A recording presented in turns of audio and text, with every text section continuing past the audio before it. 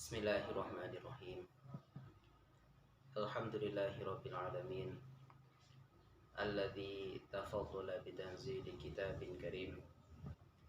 Yahdi lillati hiya aqwam wa yubashshirul mu'minin. Wassalatu wassalamu ala Muhammadin nabi khairi man qara'al Qur'an wa aqra'ahu bilisanin arabiyyin mubin ghairi dhi iwajin. Wa ala alihi wa sahbihi wa man tabi'a hudah wastaqama ala nahjihi ila yaumiddin, amma ba'd. Yang kami hormati Al-Ustadz Hilmi Pratomo LC MAG Al-Hafidh Hafizahullahu ta'ala wa ra'ah wa nafa'ani bihi wa bi'ulumihi fid dharain, amin. Baiklah, langsung saja kita mulai pembahasan kita kali ini, yaitu tentang perkembangan atau munculnya ilmu tajwid. Di mana di sini diterangkan ada beberapa fase, yaitu fase pertama tentang membaguskan lafaz sebelum turunnya Al-Quran. Para ulama menganggap adanya keanehan apabila kita akan membahas ilmu tajwid sebelum munculnya atau hadirnya Islam. Akan tetapi, ketika kita meneliti buku-buku bahasa, kamus, dan beberapa dialek, kita akan menemukan bahwa orang Arab kuno sudah menggunakan sebagian besar masalah pengucapan dalam syair, prosa, dan percakapan mereka. Dan tidak ada keanehan sama sekali di dalamnya, karena bahasa merupakan tempat untuk menjaga semua dialek dari kesalahan-kesalahan orang-orang Arab. Bahkan melalui kosakata, mereka orang-orang Arab memperoleh adanya syair-syair atau prosa-prosa mereka. Dan ketika Al-Quran turun dengan bahasa mereka yang mereka sendiri sudah mengetahuinya, maka mereka memperindah bacaannya dengan kreativitas mereka. Mereka membaca Al-Quran dalam bahasa yang mereka gunakan dalam kesehariannya mereka, seperti hanya mereka ketika menyusun syair dan prosa.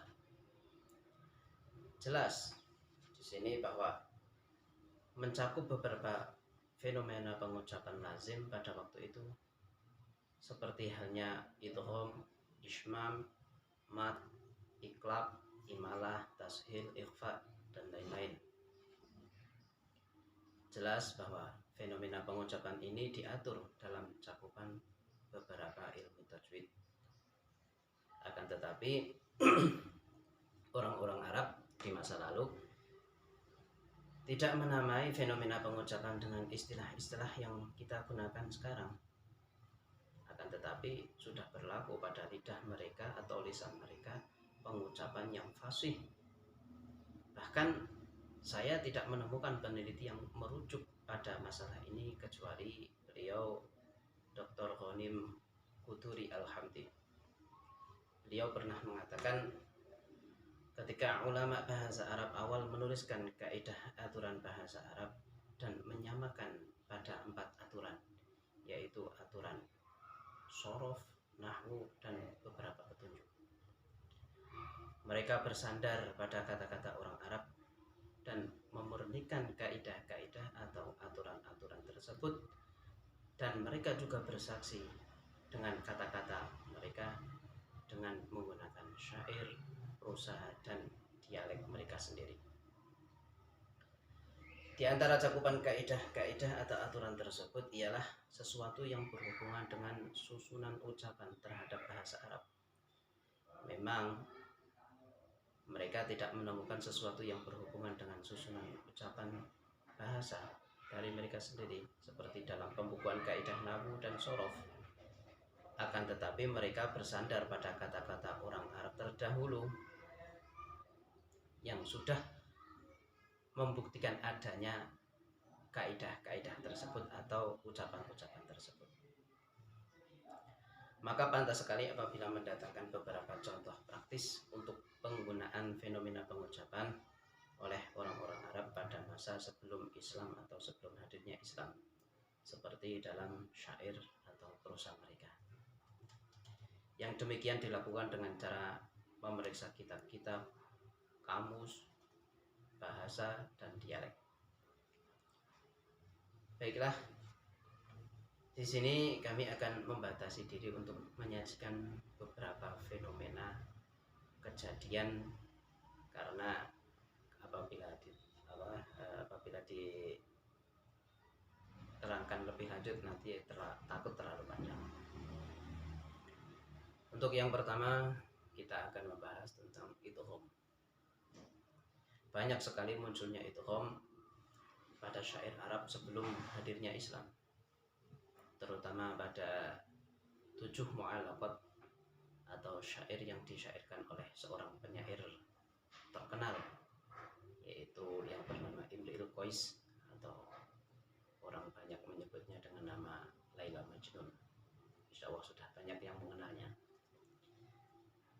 Dalam bait ke-12 dalam syairnya, seperti yang diterangkan oleh Syekh Al-Ambari, menyamatkan sesuatu yang berhubungan dengan idgham, yaitu pada lafaz dhalla, di mana syairnya yang berbunyi dhalla fulan yaf'alu kadza idza fa'alahu naharun wa bata yaf'alu kadza idza fa'alah.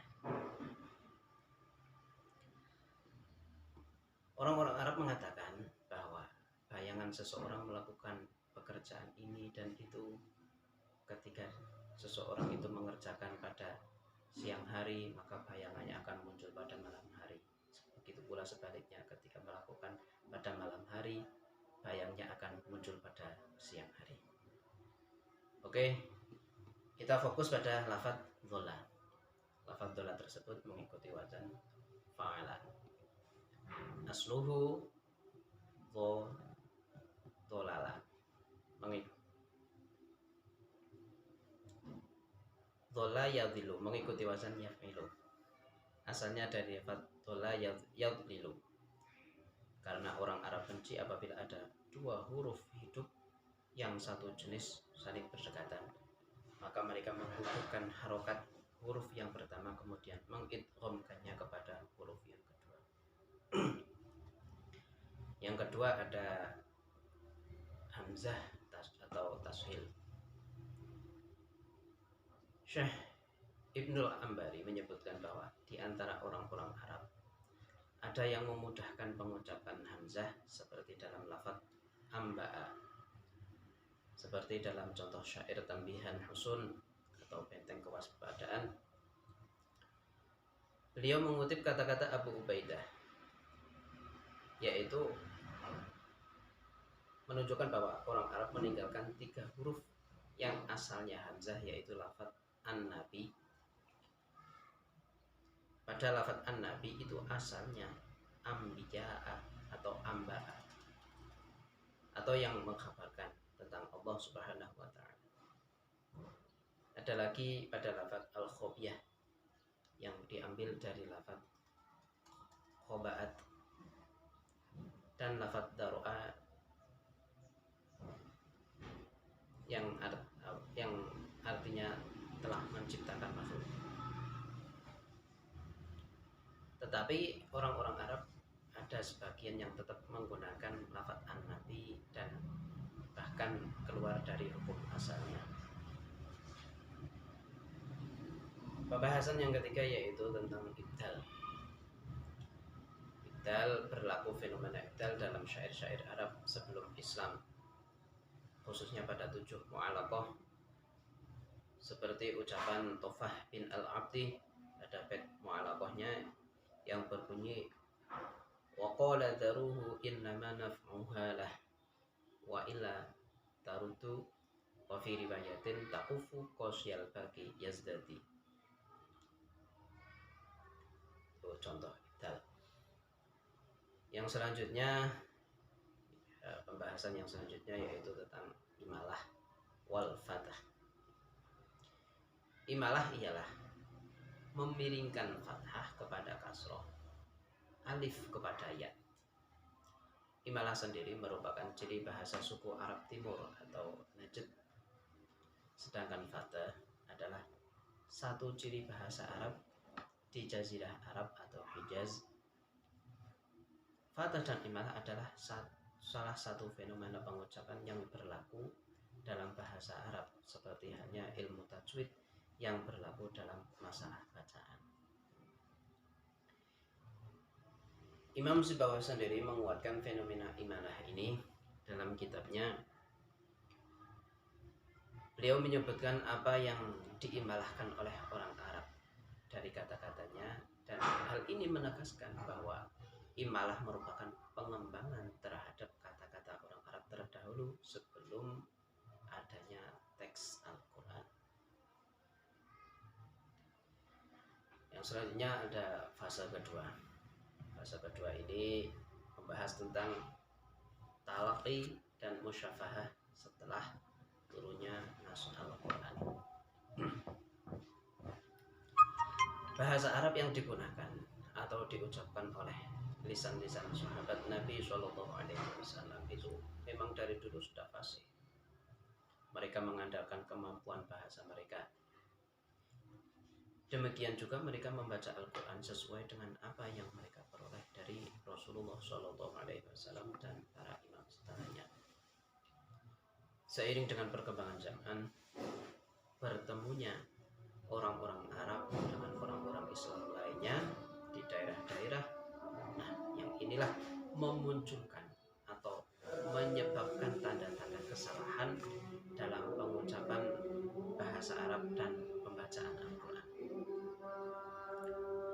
Dan akhirnya para ulama Qur'an berusaha keras untuk menemukan sarana yang mencegah tersebarnya lingkaran kesalahan dalam bacaan. Hal ini membuka jalan bagi perkembangan ilmu bahasa Arab, dan pelopor yang membahas tentang perkembangan bahasa Arab ini, pelopornya ialah Amirul Mukminin Sayyidina Ali bin Abi Thalib karramallahu wajhah, yang kemudian beliau merujuk kepada muridnya yang bernama Abul Aswad Ad-Du'ali. Yang pertama kali mencetak terbentuknya ilmu ini, kemudian beliau menemukan titik yang menunjukkan beberapa harokat, dan setelahnya muncullah murid-muridnya untuk melengkapi titik-titik ajam yang membedakan antara huruf satu dengan huruf yang lainnya, termasuk di dalamnya itu pemberian adanya harokat. Para ulama Qur'an tertarik untuk segera membahas tentang kesalahan-kesalahan khafi atau kesalahan yang tersembunyi. Maka mereka mengevaluasi diri untuk membenarkan pengucapan dengan mengadakan halakoh atau pertemuan-pertemuan rutin di masjid-masjid. Dari sini kita dapat menentukan tahapan talaqi dan musyafahah dari masa kenabian sampai munculnya karangan-karangan pertama dalam ilmu bahasa dan ilmu bacaan pada abad ke-2 Hijriah. Pada permulaan tahapan ini, bacaannya masih bergantung pada kesesuaian bahasa para sahabat yang dengan bahasanya Allah menurunkan Al-Quran. Lalu selanjutnya kesalahan mulai menyebar sedikit demi sedikit di daerah perkotaan, dan akhirnya atau setelahnya tersebar Islam dimanapun, bahkan masuknya orang-orang non-Arab ke dalam agama Allah secara berbondong-bondong. Yang selanjutnya pada fase ketiga, yaitu pembukuan masalah-masalah ilmu tajwid dalam kitab-kitab bahasa dan bacaan. Fase ini berlangsung selama lebih dari dari 2 abad. Setelah pengetahuan tentang ilmu bahasa atau linguistik diperdalam pada abad kedua Hijriah, bahkan dasar-dasar membaca Al-Quran menancap dengan kokoh, sehingga muncul ilmu-ilmu bahasa Arab dan ilmu-ilmu bacaan. Syekh Khalil bin Syekh Ahmad Al-Farahidi, yaitu pada tahun ke-175 Hijriah, menuliskan dalam buku karyanya yang berjudul Al-Ain, yang merupakan salah satu sumber bahasa yang paling penting. Kemudian muridnya beliau yaitu Imam Sibawayh pada tahun 180 Hijriah menulis bukunya yang berjudul Kitab Sibawayh, yang merupakan sumber terpenting di dalam tata bahasa Arab sebelum akhir abad kedua Hijriah. Pengajaran membaca Al-Quran pada abad-abad pertama didasarkan pada talaqi dan musyafahah langsung dari para guru-guru qurra, bahkan buku-buku bacaan dan buku-buku bahasa, termasuk aturan-aturan pengucapan dan pernyataan. Fenomena bahasa memperkuat adanya talaqi dan musyafahah.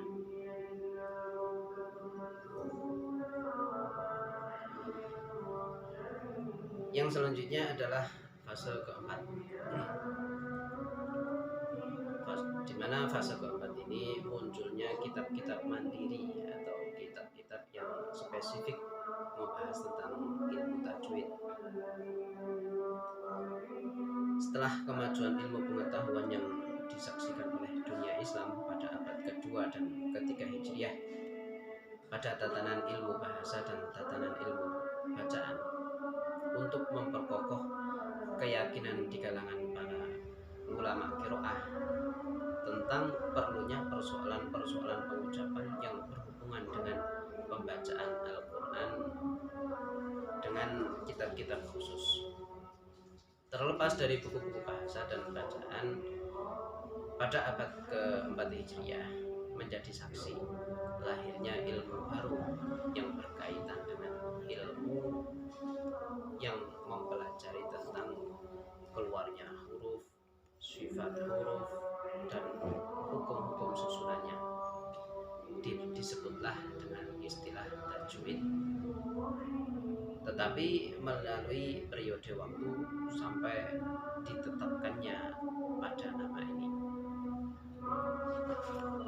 Syekh Abu Muzahim Al-Khuqani menyusun sebuah kaidah tentang kebagusan mendatangkan Al-Quran dalam 50 bait permulaannya.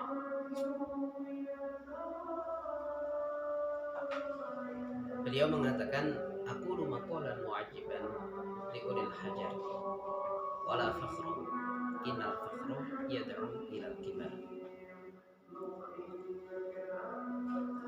Ibnu Jazari mengatakan dalam terjemahan Abu Muzahim Al-Khuqani, beliau adalah orang yang pertama yang mengarang ilmu tajwid sejauh yang saya tahu, dan kaidahnya Ar-Ra'i terkenal dan dijelaskan oleh Al-Hafidh Abu Amr. Setelah itu Syekh Abdul Hasan Ali Ja'far Al-Assa'i menuliskan bukunya At-Tanbih tentang kesalahan yang jelas dan kesalahan yang samar. Beliau menyebutkan dalam pengantarnya istilah tajwid dalam ucapannya yang merupakan syair dari beliau.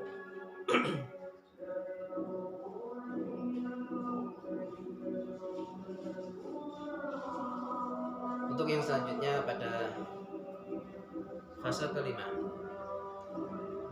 Fase kelima ini munculnya karya-karya lengkap tentang ilmu tajwid.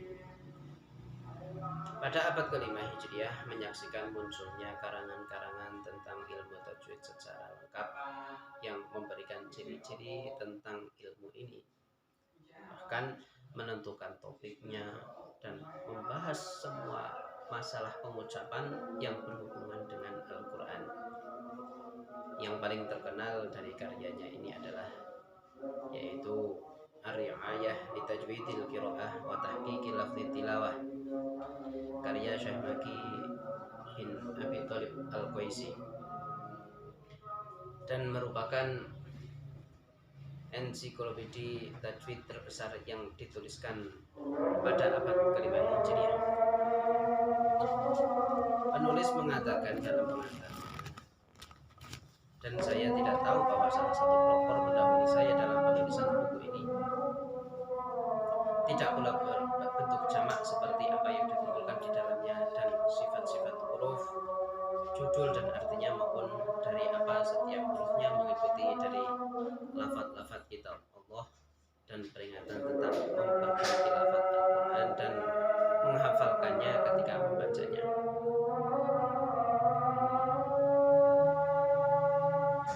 Masih banyak sekali karya-karya kitab-kitab yang membahas tentang ilmu tajwid atau buku-buku mandiri yang spesifik membahas tentang ilmu tajwid. Mungkin dari kami hanya membatasi diri memberi contoh, yaitu satu dulu.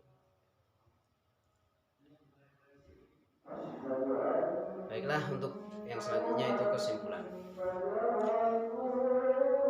Dari uraian di atas dapat dikatakan bahwa kemunculan ilmu tajwid berhubungan dengan bahasa Arab sebelum hadirnya Islam, karena banyak fenomena pengucapan yang muncul dari syair-syair dari urusan mereka. Fenomena ini sama dengan permasalahan ilmu tajwid seperti halnya idgham, mad, ibdal, hamzah, dan lain-lain. Ketika Al-Quranul Karim diturunkan kepada orang Arab, Al-Quran diturunkan dengan bahasa mereka yang termasuk fenomena pengucapan ini. Bahkan mereka sampai membatalkan Al-Quran dengan naluri mereka, seperti hanya mereka membaca syair dan prosa-prosa mereka. Perkembangan ilmu tajwid dengan berjalannya waktu setelah diambil dengan metode talqi atau dan musyafahah dari lisan Rasulullah SAW, keluarganya dan para sahabatnya, masalah-masalahnya menjadi tertulis dalam inti kitab-kitab bahasa dan bacaan pada abad kedua dan ketiga Hijriah. Kemudian ada karya-karya ringkas yang membahas bagian masalah-masalah tajwid secara mandiri. Kemudian situasi berkembang. Setelah itu ada ensiklopedia besar muncul yang membahas bagian besar masalah-masalah ilmu tajwid secara menyeluruh pada awal-awal ke-5 Hijriah. Demikianlah pertemuan dari kami. Kurang lebihnya mohon maaf yang sebesar-besarnya.